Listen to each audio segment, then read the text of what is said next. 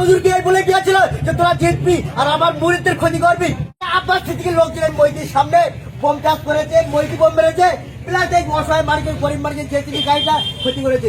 এই জেসিবি গাড়ি দিয়ে আব্বাস সিদ্দিকীর রক্তদান শিবিরে বিনামূল্যে খেলে দিয়েছে 5,000 টাকা, উনি একটা সাহায্য নেয়নি।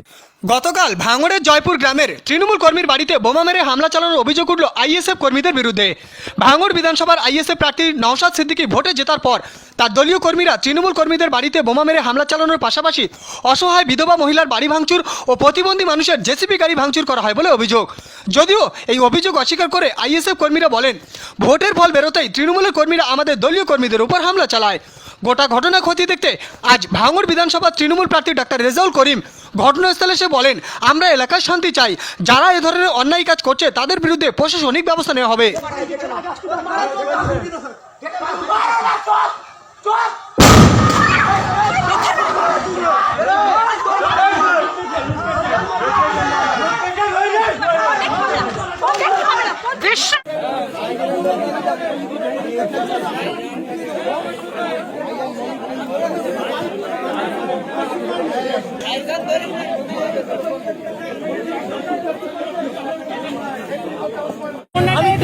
ছিল বলে আমাকে গোলা চেষ্টা করেছে, এটাই অন্যায় টিএমসি ছিল, এটাই অন্যায়।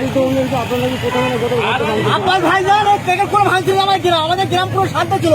আমরা চেয়েছিলাম রমজান মাস এবং আমরা যা ভারত থেকে জিতে পিছিয়ে মানে রক্ষা হয়েছে, আমরা এই বলে কাউকে কিছু বলিনি। আব্বাস সিদ্দিকী লয়ার সিদ্দিকগঞ্জের নাইরুল কাশিপুত্রকে দায়িত্ব ছিল, তাকে পাঠিয়ে আমাদের গ্রাম পুরো দশক করে দিয়েছে। কি হয়েছে? মানুষ আমার জেসিবি গাড়িটা কি হারে ক্ষতি করলো আপনারা দেখুন। জেসিবিটা কি আপনার? হ্যাঁ আমার। কেন আপনার জেসিবিটা ক্ষতি করলো? আমি টিএমসি পার্টি করেছি তাই। আপনি একজন হ্যান্ডিক্যাপ, আপনি কি মানে তৃণমূলের সমর্থন করেছেন তাই? হ্যাঁ হ্যাঁ, ভাই গেছিল ভাই টিএমসি আমার একটা ভাই ওখানে এজেন্ট বসছিল, ওই জন্য বলে সেই জন্য আপনার গাড়িটা ক্ষতি আমার গাড়িটা ক্ষতি করলো।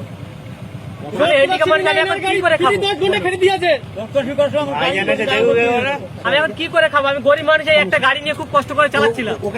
কি নাম আপনার? আমার নাম আক্তার আলী। এখানে বড় বড় বোম ফেলতেছে, ইট ফেলতেছে, সাথে বড় বড় ড্রাম, পানির লাইন, তোমার ঘর বাড়ি। কেন ভাঙচুর করেছে ওরা? দেওরটা তৃণমূল করেছে তাই। দেওর তৃণমূল করেছে তাই বলে বুঝতে পারিনি, যখন আমরা যখন কান্নাকাটি করতেছি তখন বলে আমরা বুঝতে পারিনি, মনে করি দেওরের ঘর তাই ভেঙে দিয়েছে। আমার স্বামী নেই, আমার 3-4 ছেলে মেয়ে। আপনি কি মানে আপনার স্বামী নেই? না, আমার স্বামী নেই। আপনার বাচ্চা কটা? আমার 3টে বাচ্চা, আমার 2 মেয়ে, একটা ছেলে। আমার ছেলে ছোট, 10 বছর বয়স। আমার স্বামী আজ 11 বছর মরে গেছে। কি নাম আপনার? আমার নাম মনিরা বেগম। আপনি কি করেন? আমি বাড়ি ব্যাগের কাজ করি।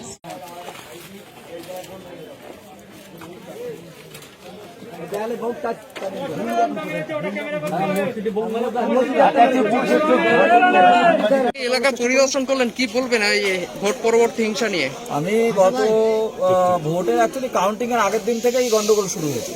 কাউন্টিং এর আগের দিন আমাদের একজনের আমের বাগান লুট করা হয়েছে, সেখানে প্রায় 60 মণের কাছাকাছি আম লুট করে নেওয়া হয়েছে।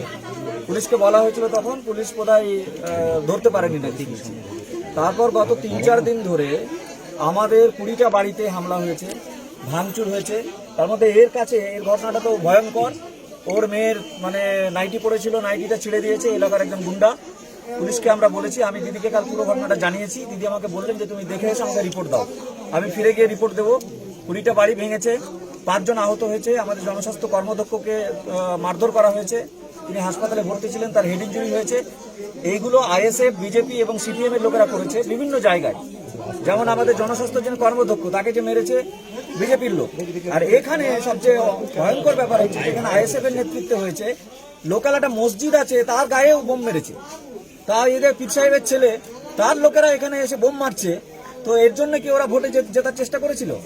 মানুষের কাছে কি বলেছিল আর কি করছে? আমি এইটুকু শুধু বলতে চাই, আমরা কোনো অশান্তি চাই না। আমরা ক্ষমতায় ফিরে এসেছি বিপুলভাবে। আমরা প্রত্যেকটা ভায়োলেন্সের ঘটনার জন্য যা আইনগত ব্যবস্থা নেওয়া সেগুলো নেব। আমাদের পার্টি কর্মীরা সংযত আছে, তারা কোথাও কোনো পাল্টা গন্ডগোল করেনি। আমি আবার আসবো, আজকে একটা বিশেষ কাজে আমাকে একটা শিলিগুড়ি যেতে হচ্ছে। আমি আবার শনিবারের দিন আসবো। আমাদের পার্টির বেশিরভাগ লিডারদেরকে আমি খবর না দিয়ে চলে এসেছি। শনিবারে আমরা মিটিং করব, লিডারদের সঙ্গে বসবো। শান্তি শৃঙ্খলা বজায় রাখা আমাদের যেমন কাজ। করোনা চলছে, এত লোকের জমায়েত আমরা চাই না। তো করোনা নিয়েও আমাদের কিছু সচেতনতার কাজ করতে হবে এবং প্রত্যেকটা জায়গায় আমাদের কর্মীদের বলবো আপনারা শান্ত থাকুন। প্রশাসন আপনাদের পেছনে আছে, দিদি আপনাদের পেছনে আছে, অভিষেক বন্দ্যোপাধ্যায় আপনাদের পেছনে আছে, আপনাদেরকে কেউ কিছু করতে পারবে না। আমরা নতুন করে পার্টি বিল্ড করব, সামনে পঞ্চায়েত নির্বাচনকে সামনে রেখে পার্টিকে নতুন করে পুনর্গঠন করে আমরা এগিয়ে যাব, এটাই হচ্ছে আমাদের লক্ষ্য। ভাঙড় বিধানসভা জুড়েই এই সন্ত্রাস চলছে, সেদিক কিভাবে? ভাঙড় বিধানসভা 3-4টে স্পেসিফিক জায়গায় গন্ডগোল হয়েছে। বামনঘাটা অঞ্চলে হয়েছে, শানপুকুর অঞ্চলে হয়েছে, চালতেবেড়িয়াতে হয়েছে। এই যে ঘটনাগুলো এবং খানিকটা আলাপুইলা গ্রামেও খানিকটা হয়েছিল, তো সেটা যাই হোক পুলিশ দ্রুত ব্যবস্থা নিয়েছে। আমি যে বাড়িতে ছিলাম বাড়ির পেছনেই গন্ডগোল হয়েছে, আমি পুলিশকে বলেছিলাম তখন ব্যবস্থা নিতে। এখন দেখা যাচ্ছে কেএলসি থানা এবং ভাঙড় থানা খানিকটা নিষ্ক্রিয় আছে।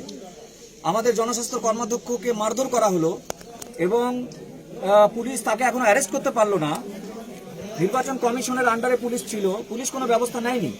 কালকে দিদি শপথ নিয়েছেন, আমাদের নতুন সরকার প্রতিষ্ঠিত হয়েছে। এখন প্রত্যেকটা ঘটনা আমরা তদন্ত করব এবং যারা দোষী তারা যাতে শাস্তি পায় তার জন্য উপযুক্ত ব্যবস্থা নেওয়া হবে।